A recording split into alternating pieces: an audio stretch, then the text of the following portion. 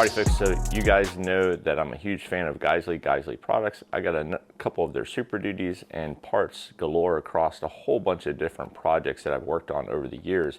And one of the things that's been on my radar for quite a while is this guy right here. This is their URGI near clone upper receiver. This is basically a near clone of what's contracted out to different government entities like Army Rangers, etc. So my understanding, and I'm not super huge on the clone stuff, I don't have a lot of knowledge on that, so this is kind of a little bit of a learning experience for me, so please bear with me. I do have an M16A4 kind of sort of clone, but this is kind of the first dive into one of these kind of niche upper receiver rifles, etc.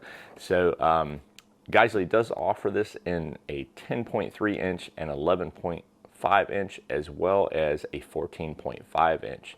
And recently I put together a 14.5 inch Geissele setup, Geissele barrel, handguard, etc. So, you know, I opted for the URGI in an 11.5 because I also have an 11.3 Super Duty SBR that you guys have seen on the channel numerous times, done a bunch of videos on that thing. But anyways, what do you get with this thing? Well, you get a complete upper receiver group, and you also get a Super 42 buffer spring, as well as an H3 buffer. Now, if you opt for the 14.5, I believe it's an H1 buffer, but the short guys, they get the H3. So let's go ahead and take a look at what's in the box. All right, so one of the things that all of the Geissele rifles and uppers seem to come with is this little bit of a notice about their anodizing, that there may be variations in the anodizing. So just so you guys know, different shades of FDE or DDC in the case of Geissele, or OD green or black or whatever, that's kind of a normal thing. So don't let this little notice here scare you. They include a Geissele URGI patch. I'm always a fan of patches, so cool to see that they include just something simple like this with that upper receiver group. And then you have your Geissele Super 42 buffer spring and H3 buffer. So I run the same setup on some other builds, and you know, this is pretty awesome stuff. So it's cool that they include it and you don't have to worry about getting this separately. So on to the upper receiver itself. Now, my understanding is you can buy these as a stripped upper receiver as well, but I opted for the complete because I didn't want to have to track down the other parts and pieces. So what you have here is a Mark 16 handguard from Geissele. These parts are NSN marked, so these are basically, as far as the clone guys, they get really crazy about that stuff. They always like to see those NSN markings.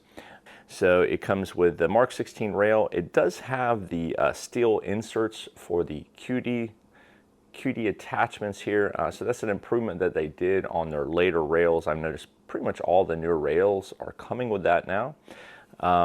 It does come with a 4-prong Surefire flash hider here, and the 4-prong Surefire flash hider does have also the NSN number on there, so that's important because, you know, again, for the cloner type folks, that's something that they're going to be looking for.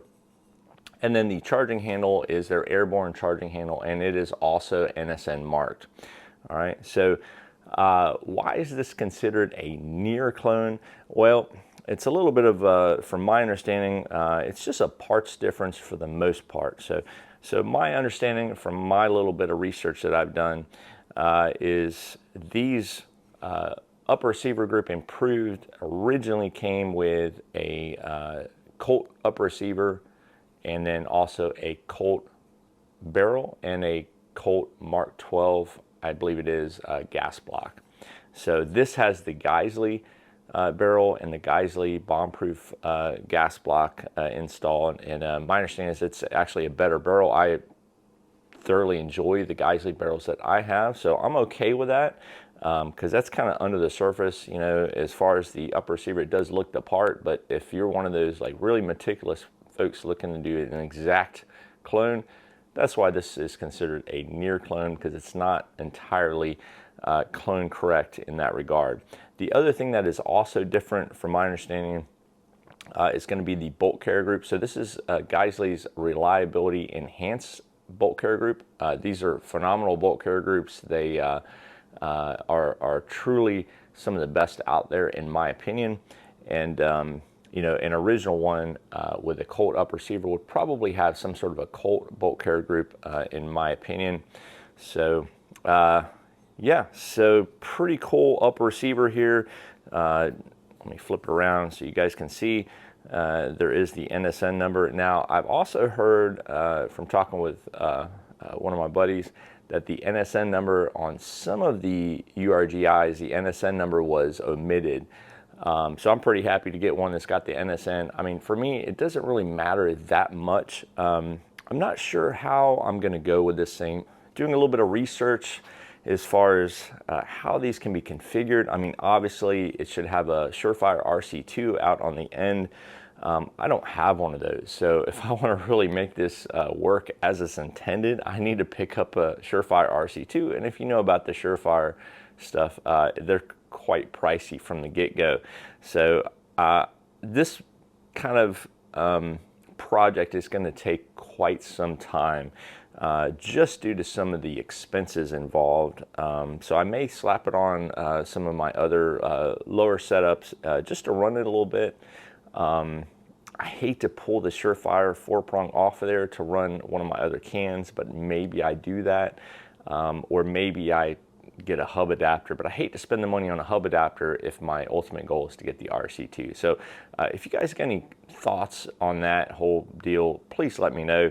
I know the Surefire RC2 is not the best thing out there. It's not the best thing since sliced bread, but having this kind of setup, you know, really I probably should just go ahead and get the Surefire. That's kind of one of my, not regrets, but one of the things with my Super Duty setups, they did also come with Surefire muzzle devices, and I yanked those things off and put my rugged stuff on there. But for this particular one, because it is kind of a clone type of setup, I would like to obtain a Surefire. The other thing is optic. There's a variety of optics out there. I guess Aimpoint T1s, T2s, EOTechs, LPVOs. This is 11.5. I don't know that I want to put an LPVO on here. I'm kind of leaning towards the Aimpoint or the EOTech. I love EOTechs. I think another EOTech would be pretty cool, but I'm also considering doing something that sheds a bit of weight.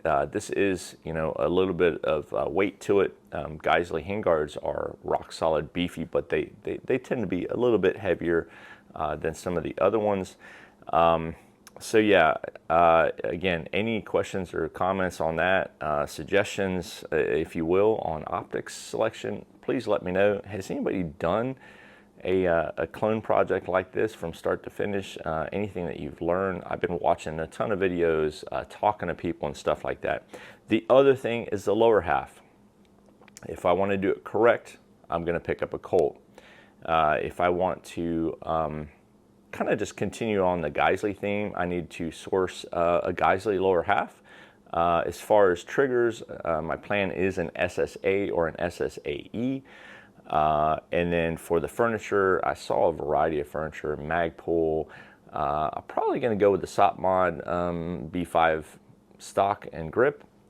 Hard to beat that stuff. I love that setup on my other rifles. So, and then the other thing is, you know, obviously the lower half, I have to Form 1 it. So that's going to be a whole nother experience that I have to do. So no stranger to Form 1 and stuff. I mean, but you know, it just adds a little bit of complexity, and then the cost of it. I wish the short act or whatever they're calling it these days would get kind of finished up so we don't have to deal with that shenanigans. But unfortunately, as I'm filming this, that's not really went anywhere. So anyways, again, just wanted to kind of show you guys this and just talk a little bit about it, share it with you guys and get some of your thoughts on it.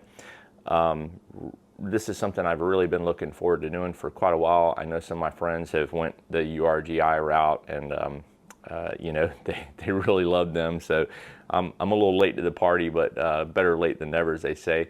And I did pick this up from Brownell. So if you are looking for stuff like this for your pew pew, accessories, any of that stuff, if you head over to my website, and use one of my affiliate links, such as to Brown Nails, the channel does get a kickback. That is truly one of the best ways that you can support the channel, so that I can keep putting out content and stuff like that. So always appreciate it anytime you guys can, you know, if you can use one of my affiliate links, much appreciated. So what are your thoughts on this thing? Put those down below. As always, I appreciate everybody watching and subscribing, and I will catch you on the next video. Y'all take it easy.